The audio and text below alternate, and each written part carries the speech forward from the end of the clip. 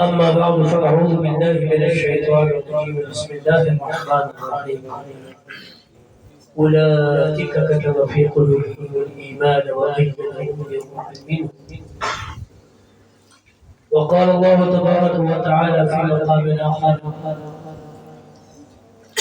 والذين جاهدوا فينا لنهدينهم سبلنا وإن الله لمع المحسنين. وقال الله تبارك وتعالى في مقام آخر والذين يبيتون لربهم سجدا وقياما. وقال النبي صلى الله تعالى عليه وسلم خياركم الذين إذا ذكر الله آمنت بالله صدق الله العظيم وبلغنا رسوله النبي الكريم ونحن على ذلك لمن الشاهدين والشاكرين والحمد لله رب العالمين. إن الله وملائكته يصلون على النبي يا أيها الذين آمنوا صلوا عليه وسلموا تسليما.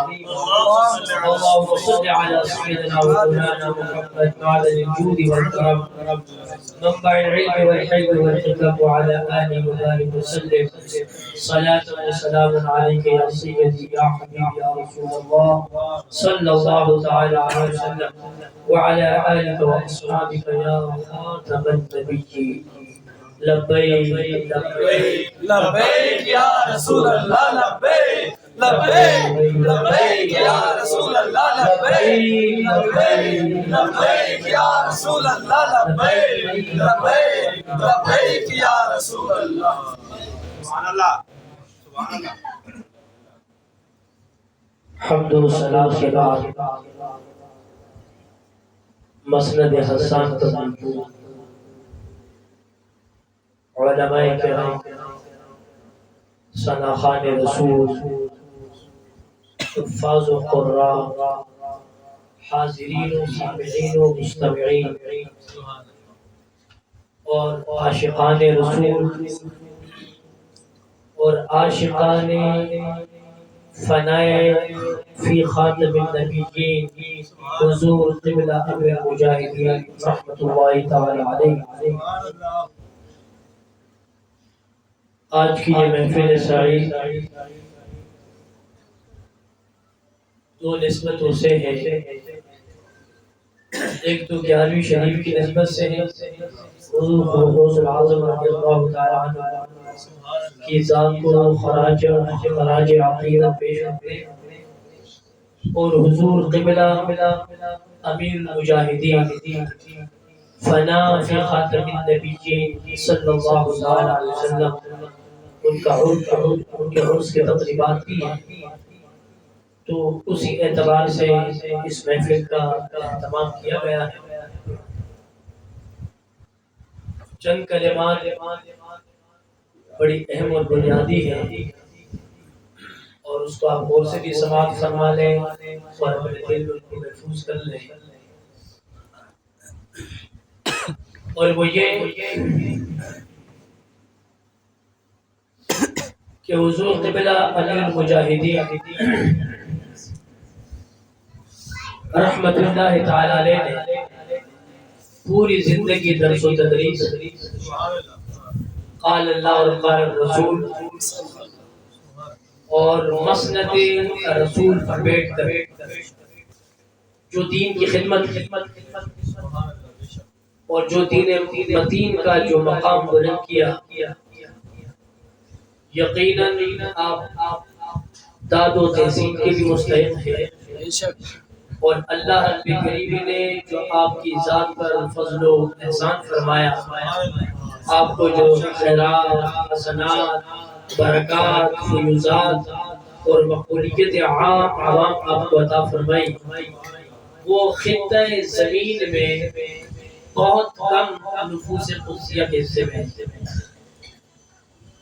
ایک چیز تو آپ نے بتا دی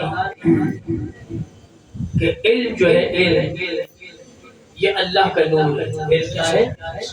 اللہ کا نور. اور اللہ کا نور کسی نافرمان کو نہیں دیا. العلم نور من نور اللہ. علم اللہ کا نور ہے، یہ کسی کے نافرمان کو نہیں دیا جا سکتا۔ دنیاوی علوم معلومات کے لیے کہ آپ کے علم میں، آپ کی معلومات میں اضافہ ہو، تو دنیاوی علوم برائے معلومات ہیں، اور دینی علوم یہ خوف خدا ہے۔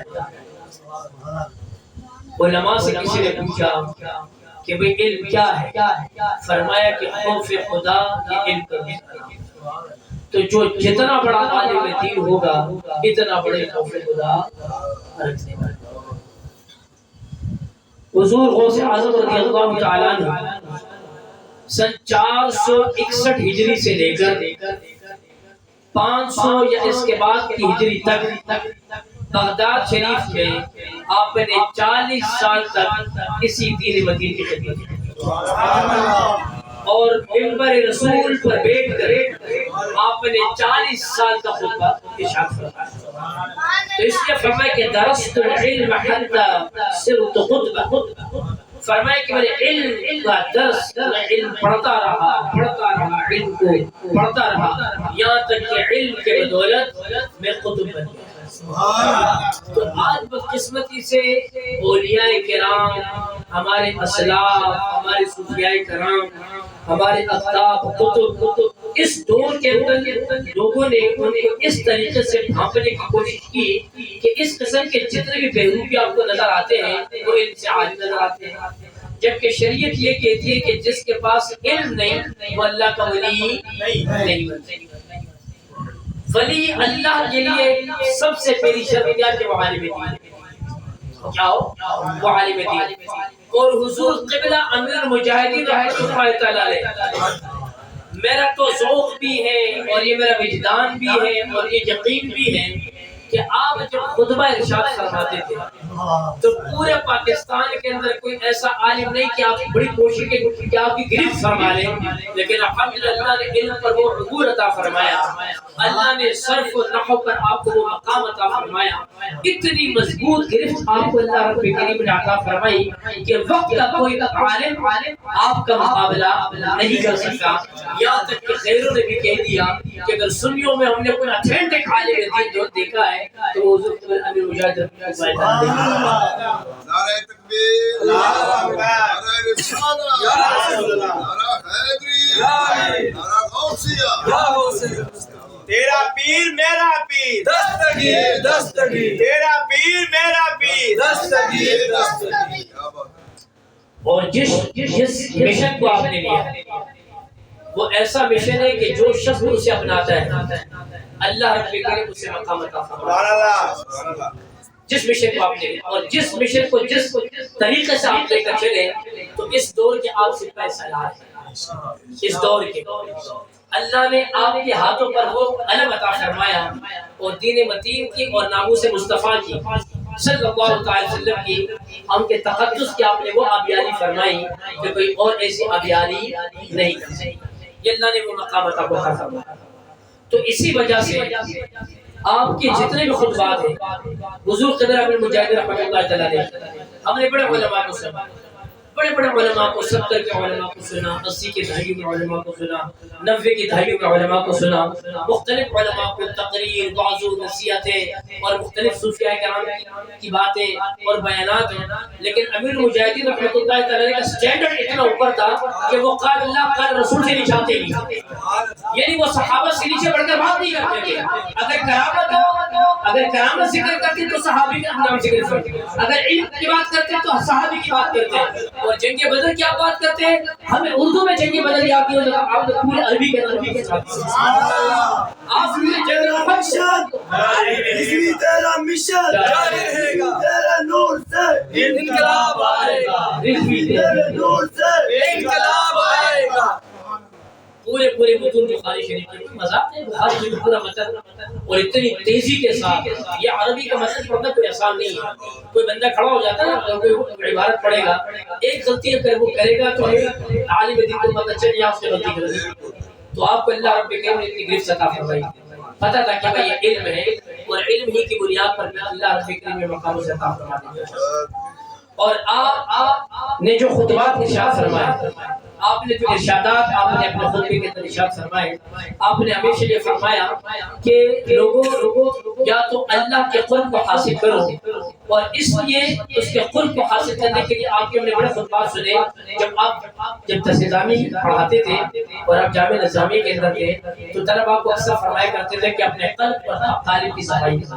ہمیشہ طلباء کو فرمایا کرتے تھے قلب کی صفائی کرو، اپنے باطن کی، قالب کی صفائی کرو، اپنے ظاہر کی، یعنی اپنے ظاہر کو بھی سنوارو اور اپنے باطن کو بھی سنوارو. اس لیے اللہ کے محبوب صلی اللہ تعالی علیہ وسلم فرمائے کہ یعلمهم الکتاب والحکمہ ویزکیہم، کہ اللہ کے محبوب صلی اللہ علیہ وسلم کی شان یہ ہے کہ وہ کتاب اور حکمت کی تعلیم بھی دیتے اور تزکیہ نفس بھی فرماتے ہیں.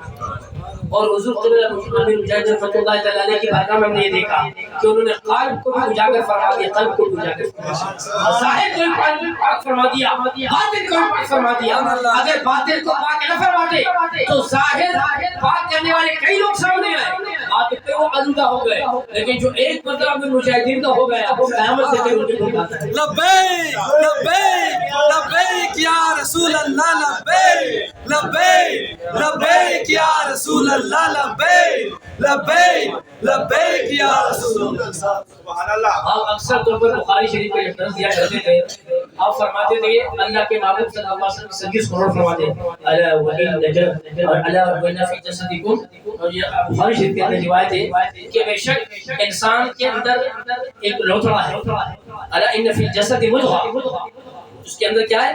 اذا صلحت صلح الجسد كله واذا فسدت فسد الجسد كله. وقال امیر بیت رحمۃ اللہ بڑے اپنے ذوق سے فرمایا کرتے تھے اذا صلحت صلح الجسد كله واذا فسدت فسد الجسد كله. فرمایا کہ دل کے اندر ایک لوتھڑا ہے، ایک ٹکڑا ہے، اگر وہ صالح ہو پورا جسم صالح، اگر وہ فاسد ہو تو پورا جسم فاسد ہے. فرمایا وہ ٹکڑا کیا؟ الا وهي القلب، خبردار وہ دل ہے. اگر دل صالح تو پورا جسم صالح، اگر دل سلامت تو پورا جسم سلامت، اور اگر دل فاسد ہے تو پورا جسم فاسد ہے. اس لیے آپ فرماتے تھے کہ اپنے قلب کی کو بھی صاف کرو اور اپنے قالب کو بھی صاف کرو.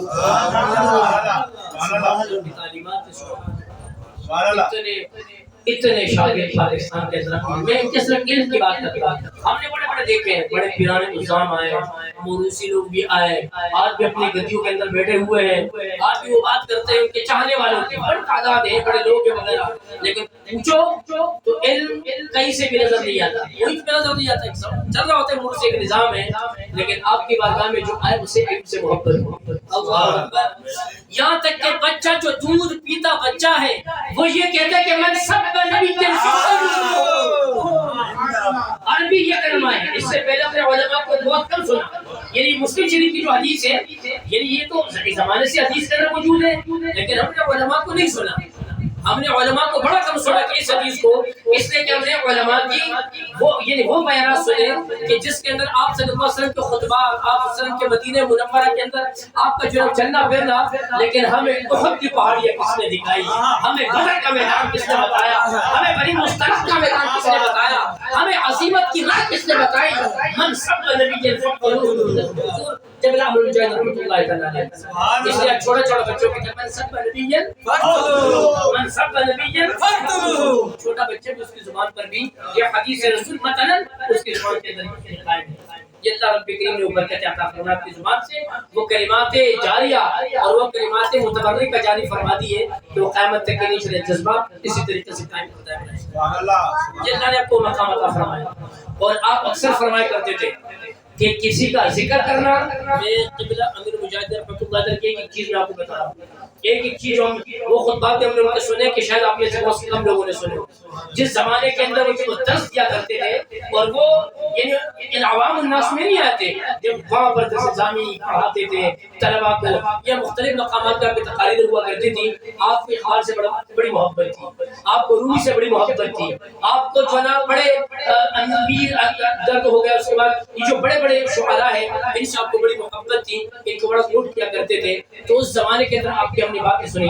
آپ یہ ارشاد فرماتے تھے، فرمایا کہ کسی کا ذکر کرنا یہ تو کمال ہے. یہ جب حضور غوث اعظم رضی اللہ عنہ کا ذکر کر رہے ہیں، محبت پیش کر رہے ہیں، یہ تو کمال ہے.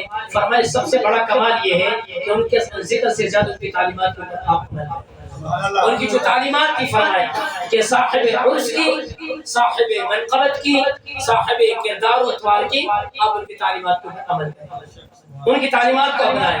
اور ہمارے لیے بھی مشن رضوی یہ ہے، اور حضور قدر مجاہد رحمۃ اللہ تعالی کی روح تک جو ہے وہ خوش ہوگی جب اس کی تعلیمات پر عمل کریں گے۔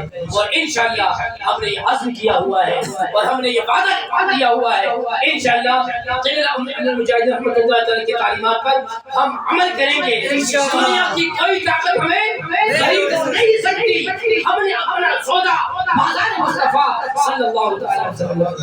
سبحان اللہ۔ مبشر لقمان نے علامہ صاحب رضوی دامت برکاتہ العالیہ کا انٹرویو کیا درخواست کل پرسوں کی، تو آپ سے ایک بات انہوں نے کہی کہ آپ کے اوپر جیل کے اندر بڑے مظالم آپ کے اوپر ڈھائے گئے، تو فرمایا یہ جذبہ کہاں سے کہا، وہ جس سے جذبہ ہمیں وہ نصیب ہوا جو کسی اور کو نہیں ملتا۔ حضور فرمایا کہ آپ کو بڑا ٹارچر کیا گیا، آپ پر بڑے ظلم اور جبر کے پہاڑ دور کیے گئے، اور ایسا تھا، اور آپ نے اپنے کارکنوں سے بات نہیں فرمائی، اپنے اوپر کسی سے کوئی بات نہیں فرمائی، فرمایا کہ اشتہاد کہہ لے گا، آپ نے فرمایا مجھے اپنی پرواہ نہیں، مجھے اپنے کارکنان کی سبحان اللہ، مجھے اپنے کارکن یہ ہوتی ایک عقیدت اور ایک محبت، اور اللہ رب کریم نے وہ چیز عطا فرمائی کہ الولد سر لابی، کہ بیٹا جو ہے اپنے والد کے ایک سر ہوتا ہے، جیسے قبر امیر المجاہدین رحمۃ اللہ تعالیٰ کے اسی طریقے سے ان کے صاحب اللہ نے اسی سر کو قائم کیا۔ ہمیشہ یہ ہوتا ہے لکل فرعون موسیٰ ولکل موسیٰ فرعون، ہر موسیٰ کے ہاں فرعون پیدا ہوتا ہے اور ہر فرعون کے ہاں موسیٰ پیدا ہوتا ہے۔ اس کا مطلب لکل مبطل محق ولکل محق مبطل، ہر باطل کے حق اور ہر حق کے ہاں باطل پیدا ہوتا ہے۔ ہر اچھے آدمی کا بیٹا وہ برا ہوتا ہے، اور ہر برا آدمی ایسا ہوتا ہے اکثر لوگ کہ اس کا بچہ بڑا نیک نکلتا ہے، لیکن اللہ رب کریم نے جیسے والد کو عقل عطا فرمائی، اللہ رب کریم نے اس عظمت ان کے جسم میں عطا کیا۔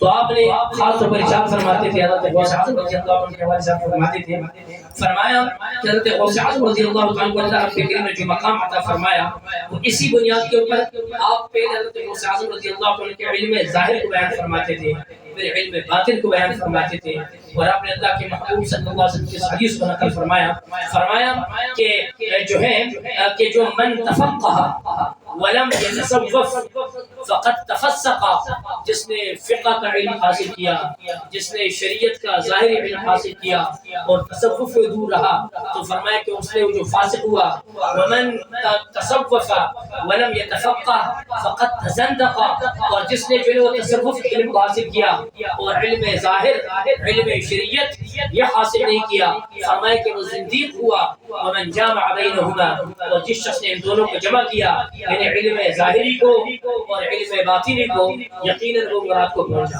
تو حضرت غوث اعظم رضی اللہ تعالیٰ عنہ آپ نے علوم ظاہری حاصل کیے، اور علوم ظاہری حاصل کرنے کے بعد بغداد کی گلیوں میں اس علم باطن کو حاصل کرنے کے لیے، اس علم طریقت و تصوف کو حاصل کرنے کے لیے آپ عراق کے بیابانوں میں رہے، اور آپ عراق کے بیابانوں میں کئی سال تک، ایسا سال بھی آپ کے اوپر آیا کہ آپ نے نہ کچھ کھایا، صرف پیتے رہے، کھانا آپ لوگ کا منع کیا تھا، پھر ایسا سال بھی آیا کہ آپ کھاتے رہے، آپ نے پینا منع کر دیا تھا، اور پھر ایسا وقت بھی آیا کہ آپ نے پتوں کے اوپر گزارا کیا۔ کیا مطلب اس کا؟ اس لیے کہ علم ظاہری تو انسان حاصل کرتا ہے، لیکن اس نفس کو مارنے کے لیے، اس نفس کی سرکشی کو ختم کرنے کے لیے، اس کی رعونت کو ختم کرنے کے لیے اللہ رب کریم نے قرآن مقدس میں اسی نفس امارہ کو معبود فرمایا۔ کیا فرمایا؟ معبود۔ ارأیت من اتخذ الہہ ہوا، اے محبوب صلی اللہ علیہ وسلم آپ نہیں دیکھتے کہ جن لوگوں نے اپنے اس نفس کو اپنا معبود بنایا ہے، تو فرمایا اس نفس کی سرکشی کو ختم کرنے کے لیے، اس کے رعونت و تکبر کو ختم کرنے کے لیے بغداد کے جنگلات کے اندر آپ سالوں تک رہے، اور پھر اس نفس کو ختم کرنے کے لیے آپ نے بغداد میں اپنے ہاتھوں میں کشکول اور پیالہ لے کر 1 سال تک آپ بھیک مانگتے رہے۔ حضور غوث اعظم رضی اللہ تعالیٰ کیا بھیک کس کے لیے مانگتے رہے؟ اپنی ذات کے لیے؟ کیا مخلوق سے محتاج تھے؟ اس لیے کہ اللہ کا فقیر وہ ہوتا ہے کہ وہ اپنے رب کے سوا کسی سے نہیں۔ آج کا فقیر تو گداگر ہوتا ہے نا، ادھر بھی چل گیا ادھر بھی چل گیا، لوگوں سے اس کی تما ہوتی ہے، لیکن جو فقیر ہوتا ہے جس کو حضور جو ہے وہ داتا علی رحمۃ اللہ تعالی نے جو اپنے کشف المحجوب کے اندر فرمایا کہ فقر کیا ہے، اور حضور نے اسی فقر کو بڑا پسند فرمایا، فرمایا اللہ مجھے فقیر ہے، اللہ مجھے فقیر رکھ، اللہ مجھے فقیروں میں بٹھا، اور اللہ میں فقیروں کے ساتھ ہوں۔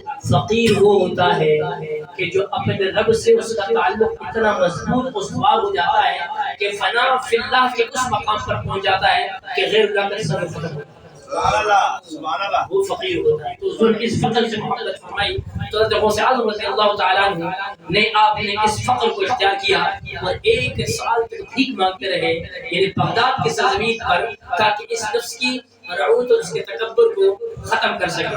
اسی نفس کی وجہ سے کئی علماء دنیا کے اندر آئے، کئی لوگ دنیا کے اندر آئے، کچھ لوگوں کو ان کے علم نے بچا لیا، اور اس علم نے اس معنی کے اندر بچا دیا کہ وہ علم اللہ کی جو تائید ہے اور فضل خدا جو ہے وہ اس کے علم کی معاون اور مددگار ثابت ہوئی، اور انسان کا بیڑا پار ہو گیا۔ اور کچھ ایسے بھی اہل علم آئے دنیا کے اندر، کچھ تو آپ نے خود بھی آپ نے اندازہ لگایا ہوگا، اور آج بھی روئے زمین کے اوپر ہے کہ علم ہونے کے باوجود بھی وہ گمراہی اور دلالت کے عمیق گڑھوں کے اندر ڈل گئے۔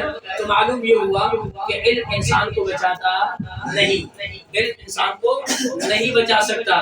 اگر علم انسان کو بچاتا، اگر علم کامیابی یعنی اگر انسان کو وہ بچاتا تو شیطان کو بچنا چاہیے تھا۔ شیطان بڑا آج کے علم کو نص قرآن، اللہ رب کریم نے قرآن میں اس کے علم کو ذکر فرمایا، اور اسی علم کے بدولت فرشتوں کا استاد کہلایا، جسے معلم الملکوت کہا گیا، لیکن اس کے علم نے اس کو نہیں بچایا۔ اللہ نے فرمایا وَإِنَّ عَلَيْكَ اللَّعْنَةَ إِلَىٰ يَوْمِ الدِّينِ کہ تجھ پر قیامت تک کے لیے لعنت ہے۔ تو حضرت غوث اعظم رضی اللہ تعالیٰ اللہ نے جتنا علم آپ کو عطا فرمایا اس سے زیادہ آپ کو عمل عطا فرمایا، اور آپ ہمیشہ اللہ کی توفیق کی بات کرتے تھے، اس لیے کہ اللہ ایک تو ان کا بھروسہ، اعتماد اور توکل مع اللہ کے ساتھ ان کا جو توکل ہوا وہ کسی اور مقام کا ہوتا ہے۔ آپ کو جو کامیابی اور اللہ رب کریم نے آپ کو جو مقام عطا فرمایا یہ صرف اور صرف توفیق ربانی ہے۔ تو اس لیے جب بھی اللہ سے دعا کریں تو اللہ سے توفیق مانگے، اللہ مجھے اس کام کرنے کی توفیق عطا فرما دے۔ تو معلوم یہ ہوگا کہ علم انسان کو جو ہے وہ بچاتا نہیں، البتہ علم ایک نور ہے، علم کے بغیر انسان نامکمل ہے۔ قرآن مقدس میں ارشاد فرمایا کہ اہل علم اور جو غیر اہل علم ہے کیا یہ جو برابر ہو سکتے ہیں؟ ام هل تستوی الظلمات والنور، کیا نور اور یعنی روشنی اور تاریکی برابر ہو سکتی ہے؟ کیا دن اور رات برابر ہو سکتے ہیں؟ تو کیا علم اور جہل برابر ہو سکتے ہیں؟ فرمائے ہرگز نہیں۔ تو حضرت غوث اعظم رضی اللہ عنہ نے طریقت کے علم کو جب حاصل کیا اور جب آپ مقام تصدق پر پہنچے تو تصدق کے مقام پر پہنچنے کے بعد تصدق کے پھر آپ کو قطب کا مقام ملا، یعنی تصدق اور تصدق کا مقام کیا ہے؟ صرف جب کہتے ہیں سچ، سچ ایک ایسی طاقت ہے نا، سچ اور سچے لوگ، اس لیے قرآن نے ارشاد فرمایا یا ایھا الذین آمنوا اتقوا اللہ وکونوا مع الصادقین، اے لوگو اللہ سے ڈرو اور سچوں کے ساتھ ہو جاؤ۔ سچ جو ہے انسان کے لیے نجات کا ذریعہ ہے۔ سچ سے، اس سچ کی وجہ سے کئی لوگوں کو اللہ رب کریم نے بڑے بڑے مقامات عطا فرمائے، اور یہ سچ کب نصیب ہوتا ہے؟ سچ آپ کے بولنے سے۔ جس بندے کی جھوٹ کی عادت پڑ جائے نا تو وہ ہمیشہ جھوٹ بولتا ہے، اسے علم بھی ہوتا ہے کہ جھوٹ میں گناہ ہے، جھوٹ جو ہے نا وہ اکبر الکبائر گناہوں کے اندر شامل ہے۔ حضور نے فرمایا 10 گناہ کبائر ہے، اس کے اندر جھوٹ بھی شامل ہے۔ یہ آپ کو ویسا سے نہیں ہوگا، جھوٹ سے چھٹکارا جب تک نصیب ہوگا کہ آپ جب کسی سچے آدمی کے سنگت میں آتے ہیں، یعنی عمل اگر آپ کریں گے تو آپ کے خود عمل سے آپ سچ کی طرف نہیں آ سکتے۔ یہ اہل اللہ کسی نیک بندے کی صحبت سے جب آپ اس کے پاس جائیں گے تو اللہ رب کریم آپ کو طاقت عطا فرمائے گا۔ سچوں کے ساتھ صحبت، تو اسی لیے فرمایا کہ سچوں کی صحبت میں آ جاؤ، اور اسی صحبت کی برکتوں سے کئی لوگ تو یہ ہے نا کہ وہ اپنی بندگی، اپنے علم کے اپنے عمل، اور ایک یہ ہوتا ہے کہ کچھ لوگوں کی صحبت ہے تو صحبت میں وہ چیزیں مل جاتی ہیں جو انسان کے خود عمل کرنے سے نہیں ملتی. حضرت مفتی کفایت الرحمۃ اللہ تعالیٰ نے اعلیٰ حضرت کے خلفاء میں سے خود عالم نہیں تھے. بریلی شریف میں اعلیٰ حضرت جب فتویٰ دیا کرتے تھے تو اعلیٰ حضرت کے لوٹے کے اندر پانی وغیرہ سب بھر دیا کرتے تھے. مولانا کفایت رحمۃ اللہ تعالیٰ نے تو حضرت جو ہے حضور سردار رحمۃ اللہ تعالیٰ جو فیصل آباد کے اتنے بڑے محدث ہیں اعظم، وہ جب کسی مشکل مسئلے کے اندر پھنستے تو مفتی کفایت اللہ رحمۃ اللہ تعالیٰ کی بارگاہ میں رجوع کیا کرتے تھے. تو فرمایا کہ یہ تو اعلیٰ حضرت کی بارگاہ میں یہ تو کوئی عالم نہیں ہے، یہ تو صرف اعلیٰ حضرت کی بارگاہ میں بیٹھتے ہیں. فرمایا کہ اعلیٰ حضرت کی بارگاہ میں بیٹھنے کے اللہ کریم نے ان کو وہ برکت عطا فرمائی کہ جو 14 سال تک کسی درس کے اندر بیٹھے کسی عالم کو نصیب نہیں ہو سکتا. یہ سو جو انسان کو بہت کچھ جاری رہے یعنی وہ برکتیں انسان کو مل جاتی ہے. تو ہم نے امیر مجاہدین رحمۃ اللہ علیہ کی بارگاہ میں کئی لوگوں کو سنتا ہوں نا، وہ ایک زمانے میں لوگ میں نے تو کئی ایسے چاہنے والے اور ایسی محبت کرنے والے کئی لوگ ہم نے دیکھے وہ تفسیرابی کی طرف آگے. اور حضور کی جو کتابیں آپ نے جو سرف پر کتابیں لکھی ہے، آپ نے جو 9 کتابیں لکھی ہے سرف کبیر کا، کئی ہم نے عام جو عوام الناس سے طلبہ نہیں تھے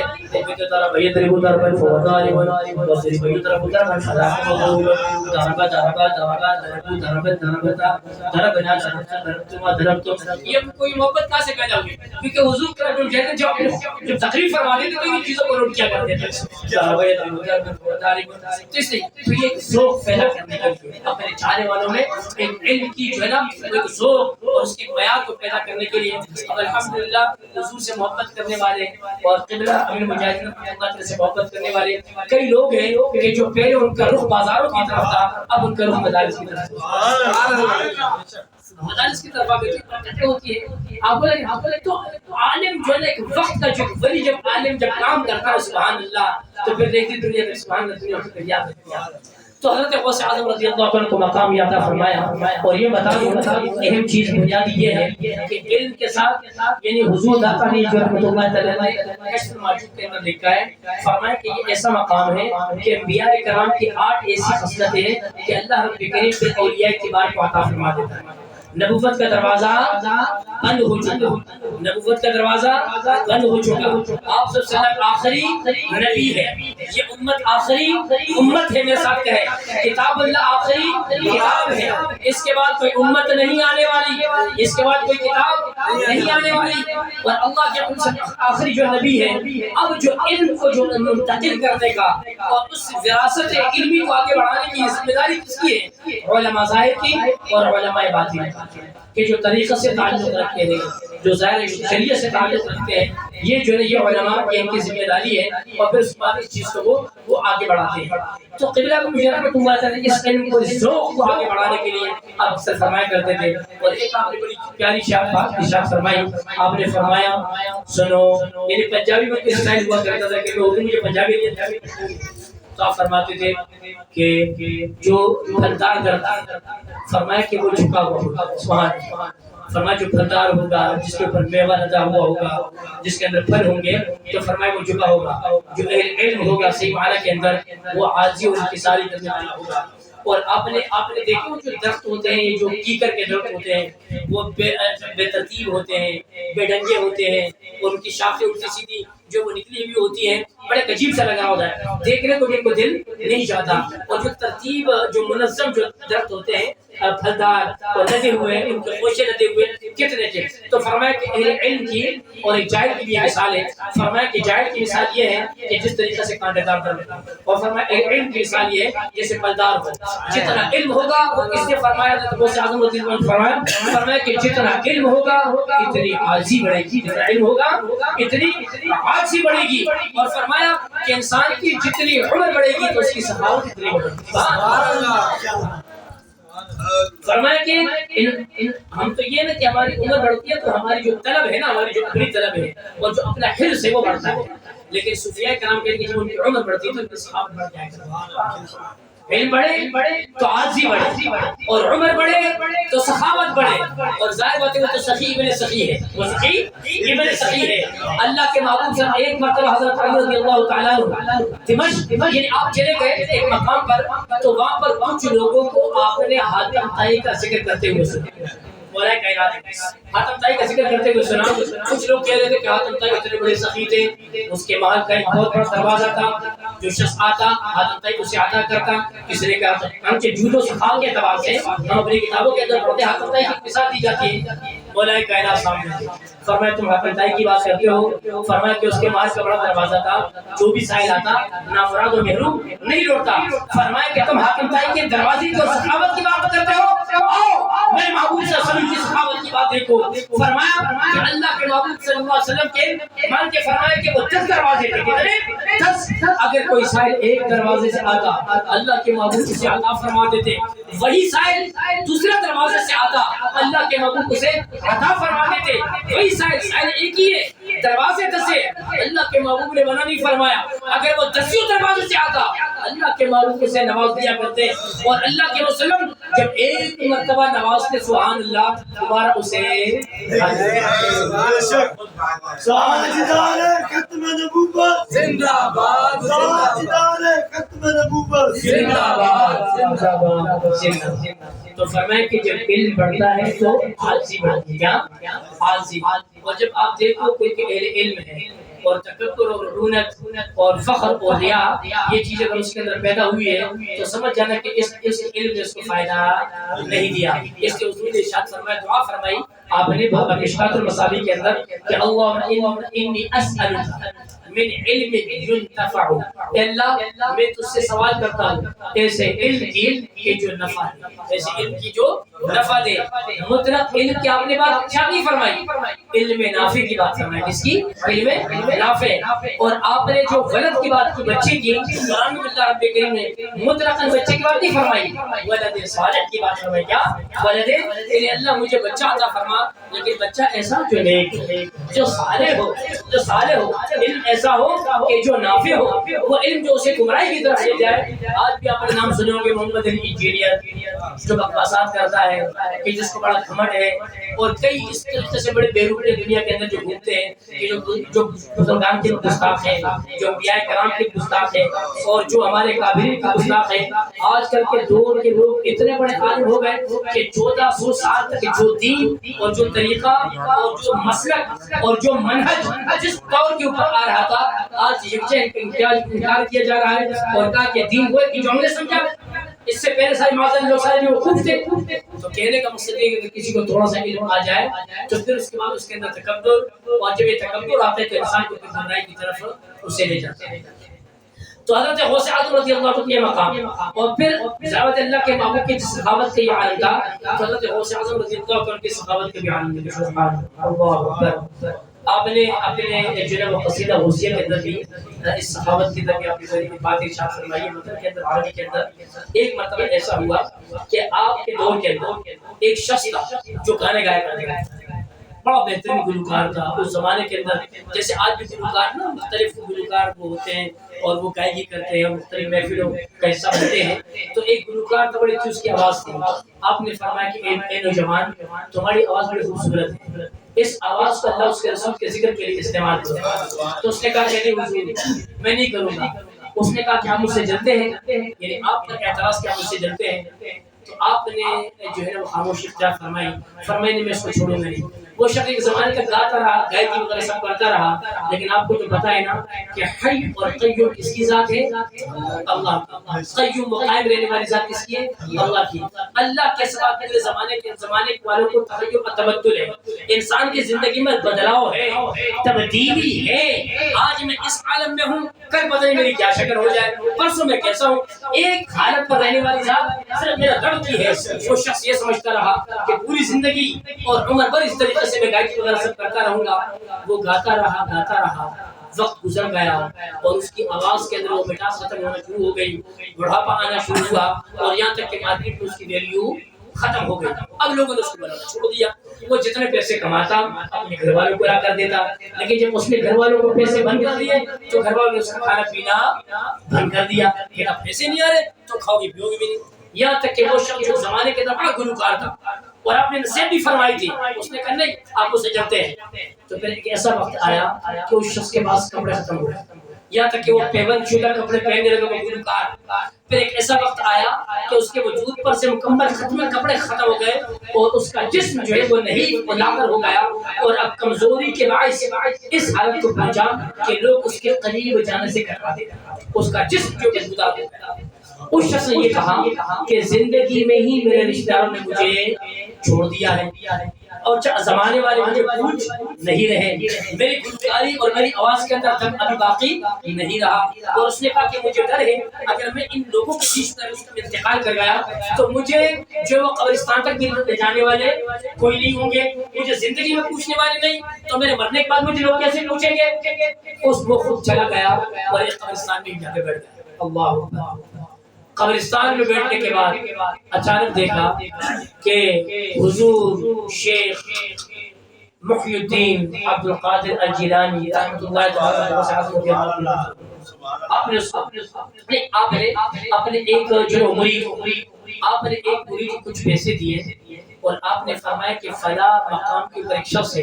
اب زیادہ تر اللہ کے جو ولی ہوتے ہیں نا اس کے بارے میں حدیث میں فرمایا کہ اتقوا فراست المؤمن, فرمایا کہ مومن کی فراست سے ڈرو, مومن کی فراست سے ڈرو اور فإنه ينظر منه لله, مومن اللہ کے نور سے دیکھتا ہے.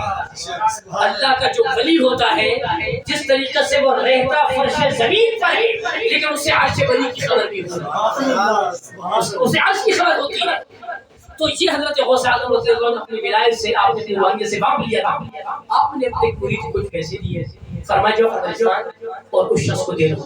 ان کے مرید قبرستان گئے, وہ شخص اب ذرا آخری بڑے برے اس کے حالات تھے. اچانک ان کے مرید نے چند دن اس کے ہاتھ میں دیا. وہ شخص دیکھ کے حیران ہو گیا, فرمایا مجھے کسی نے پوچھا نہیں. تو فرمایا کہ کس نے دیے؟ تو آپ نے اپنے مرید سے کہا تھا کہ اس کو میرا بتانا نہیں. اللہ اکبر. اس کو بتانے کہ میں نے دی. آج کل کے زمانے کے اندر تو یہ ہوتا ہے کہ میں کوئی چیز کر رہا ہوں, کیمرے بھی ہے, تمام چیزیں بھی ہے, دنیا کو بتا بھی جایا جا رہا ہے. اگر میں قربانی کر رہا ہوں تو لوگوں کو دکھانے کے لیے بھائی فلاں صاحب نے یہ کمال کر دیا ہے. تو جو چیزیں کر رہا ہوں اللہ تعالیٰ نے ریا سے محفوظ فرمائے. اگر ہماری نیت یہ ہو کہ میرے دینے کی وجہ سے اور لوگوں کے سامنے کرنے کی وجہ سے تاکہ دوسرے لوگوں میں بھی جذبہ سخاوت اور خیر پیدا ہو, اگر یہ نیت ہو پھر تو ٹھیک ہے. لیکن اکثر یہ نیت کم ہوتی ہے, ریا کی بہت زیادہ ہوتی ہے. اللہ تعالیٰ ہماری ریا سے ہماری حفاظت فرمائے. تو آپ نے فرمایا اپنے مرید کو اس کو بتانے کہ میرے لیے اس کو وہ درہم دے کر. اللہ اکبر. اس شخص نے لوٹ پوٹ کیے اور پھر اس کے بعد اس شخص نے پھر احتجاج کیا. اس نے کہا حضور خدا کے لیے نام بتا دیں. تو پھر انہوں نے آپ کا نام بتایا. وہ شخص توڑتا ہوا, اللہ اکبر, وہ جو قبرستان میں تھا توڑتا ہوا آیا. آپ نے جب اس شخص کو دیکھا جس کو ایک زمانے میں حضرت غوث اعظم رضی اللہ عنہ نے تلقین فرمائی, اور وہ شخص پوری زندگی آپ کی برائیاں کرتا رہا چوکوں پر, چوراہوں پر اور مارکیٹوں کے اندر, حضرت غوث اعظم رضی اللہ عنہ سے جلتے ہیں اور فرمایا کہ میری کمائی پر معاذ ان کی نظر ہے. زیادہ چھوٹے آدمی کی چھوٹی سوچ ہوتی ہے. کہا کہ میری کمائی کے اوپر کی نظر ہے. پوری زندگی میں آپ کو برا کہتا رہا, آپ کی برائیاں کرتا رہا, آپ کے لیے ہجو اور مذمت کے کلمات آپ کے لیے ادا کرتا رہا. پوری زندگی آپ نے اس کی طرف پلٹ کر نہیں دیکھا. تو جب اس شخص کو آپ نے دیکھا اپنے کاشانے سے بیٹھے ہوئے شخص آیا, آپ اس شخص کے احترام کے لیے کھڑے ہوئے. سبحان اللہ, سبحان اللہ. جو شخص پوری زندگی میری برائی کرے, یار کمال ہو جائے, سبحان اللہ, مجھے یاد کرے, برا کہے, تمام چیزیں میں جب میری طرف آئے میں اس کے لیے کھڑا ہو جاؤں. کیسے عجیب ہے. اور یہ سرکار کی یہ سنت اللہ کی محبت کی, جن لوگوں نے آپ کے اوپر پتھر برسائے آپ نے ان لوگوں کو نواز دیا. آپ نے فرمایا لا تصل علیکم اليوم, آپ کے اوپر جتنے مظالم ڈھا دیے آپ نے فرمایا آج کے بعد میں محمد عربی صاحب کو معاف کر دوں. تو آپ نے دیکھا اس کے احترام کے لیے کھڑے ہو. اور وہ شخص دوڑتا ہوا آپ کے مبارک پاؤں کے اندر پڑ گیا. فرمایا کہ حضور مجھے اپنے بیعت میں قبول فرما لیجیے. حضور اپنے کلمات تلقین فرمائے تھے, میں نے اس کے اوپر اس ٹائم کے اوپر میں نے اس پر غور نہیں کیا, میں ذلیل ہوا, خوار ہوا, پوری زندگی مجھے سکون نصیب نہیں ہوا. حضور کیا میرے لیے معافی ہو سکتی ہے؟ حضور کیا میرے لیے معافی ہو سکتی ہے؟ تو آپ نے فرمایا کہ عمل کرو, بالکل تمہارے لیے معافی ہو سکتی ہے. توبہ کرنا اللہ کی بارگاہ میں تیرا کام ہے, اور ولایت کے مقام پر تجھے پہنچانا وہ میرا.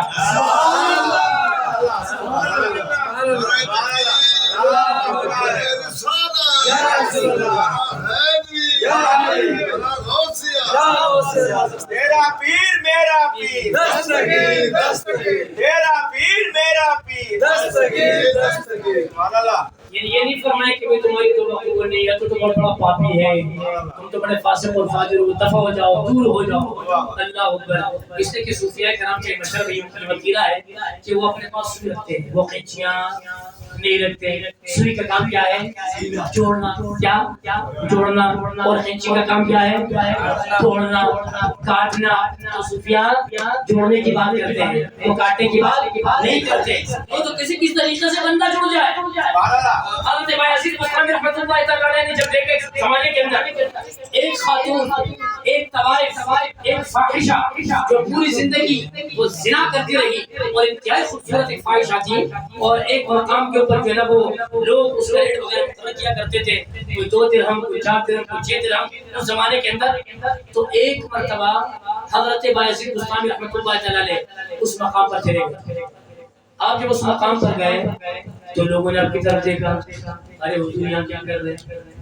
جیسے کوئی بندہ لاہور چلا جائے اور وہ جو ممنوع علاقہ ہے وہاں چلا جائے, اب یہ پوچھتا بھائی پولیس صاحب یہاں کیا کر رہے ہو؟ ہاں ایک بات ہے. تو کہنے کا مقصد یہ کہ آپ وہاں گئے اس مقام کے اوپر, آپ نے اس سے ریٹ کی, فرمایا کہ یہ ریٹ ہے. فرمایا جیسے میں چاہوں گا ویسے تم پابند ہو, کیونکہ پیسے نہیں دیے. اس نے کہا ٹھیک ہے. آپ نے اس کو بلوایا اپنے پاس, وہ رات کے وقت آپ کے پاس آئی. آپ نے فرمایا کہ دروازے کے اندر آ جاؤ. وہ طوائف دروازے کے اندر وہ آ گئے. آپ نے فرمایا کنڈی لگاؤ, اس کی کنڈی لگائی. آپ نے فرمایا وہ سامنے جائے نماز. وہ حیران ہو گئے, ارے حضور خلاف معمول, لوگ جو میں ریٹ طے کرتے ہیں وہ تو کچھ اور ان کی ڈیمانڈز اور تقاضے اور ان کے جو ہے نا وہ معاملات ہوتے ہیں, تو عجیب سی بات ہے. فرمایا کہ دیکھو بولو نہیں, میں نے کچھ پیسے دیے اور آپ کو میں نے کہا تھا کہ جو میں تقاضا کروں وہ تم پورا کرو گی, تو آپ نے لے تو لال نہیں, کوئی بات نہیں. فرمایا کہ نماز وہ حیران ہو گیا, زمانے کی بدنام زمانہ فاحشہ. آپ نے اس کو اشارہ کیا, اس نے نماز اٹھایا. آپ نے فرمایا اسے بچھا لو. اللہ, اس نے بچھا لیا. وہ سمجھتے تھے کہ آپ نماز پڑھیں گے. آپ نے فرمایا تم کھڑی ہو جاؤ. جب حضور میں تو ناپاک, فرمایا کہ پاک ہو جاؤ. پاک ہو گئی, اس کے اوپر کھڑی ہو گئی. جب وہ جائے نماز کے اوپر کھڑی ہو گئی, آپ نے دفعتاً اسی لمحہ دست سوال بارگاہ خداوندی میں بلند کر دیا. اور آپ نے فرمایا میرے رب, اے میرے مولا, اس مقام تک پہنچانا میرا کام تھا, اب آگے مقام تک پہنچانا وہ تیرا. تو صوفیہ جوڑنے کی بات کرتے ہیں, اس عقیدت کی بات کرتے ہیں, اس عقیدت کی بات کرتے ہیں. آج بھی کئی لوگ ایسے ہیں کہ جن نے کچھ لوگ کو اس طرف تو لے کر آئے, لیکن بعد میں ان کی خبر نہیں لی, واپس اسی میں چلے گئے. یہ کوئی کمال نہیں ہے کہ آپ فوٹو سیشن کے لیے, اخباروں کی عزت بننے کے لیے فلاں اداکارہ یا فلاں اداکار کو آپ اس طرف لے کر آئے, بعد میں آپ نے اس کی خبر نہیں لی, سمجھ میں نہیں آیا کہ کیا ان کے اثر نہیں تھا, وہ معاملات نہیں تھے, کہانی کیا تھی. ان لوگوں کو ہم نے اسی مقام پر دوبارہ دیکھا سوائے چند لوگوں کو. لیکن اہل اللہ کی بارگاہ میں جب ایک شخص ایک مرتبہ آتا, اللہ اکبر, زندگی بھر وہ ان کی بات آتی. کمال یہ نہیں ہے کہ صرف آپ ایک مرتبہ کسی ٹاپ پہ اس کے بعد کچھ نہیں, کمال یہ ہے کہ ان کی تعلیمات, ان کی اصل کو قبول کریں. اللہ اکبر. لوہا اور آگ صحبت ایسی ہونی چاہیے. لوہا کالا ہے, لوہا سے پوچھا گیا کہ جو تم کالا ہے, میں کالا ہوں. کہا کہ آگ میں تو جلا, بالکل تو آگ نے اپنے اثر کو لوہے کے اندر ایسا منتقل کر دیا کہ لوہے کے جو نیچر اپنا کلر کالا ہے اس کا کالا کلر اس نے ختم کر دیا، اس کو سرخ کر دیا۔ لوہے کو کیا کر دیا؟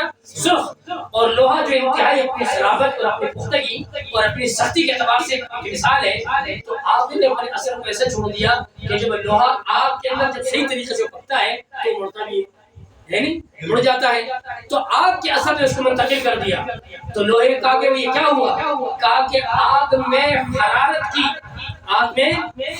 کی طاقت تھی اور منتقل کرنے کی، اور مجھ میں حرارت کو قبول کرنے کی طاقت تھی۔ تو آگ نے اپنی حرارت کی، لوہے نے اس کی حرارت کو قبول کیا۔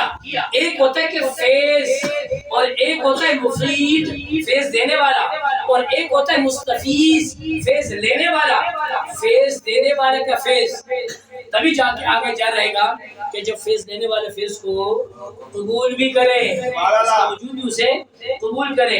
تو پھر آگ نے جب لوہے نے آگ کے اثر کو قبول کر دیا تو آپ دیکھتے ہیں کہ اس کا نیچرل کلر بھی ختم ہو گیا اور وہ مڑتا بھی ہے، اور اس کے اندر بھی ایسی حرارت پیدا ہوتی ہے۔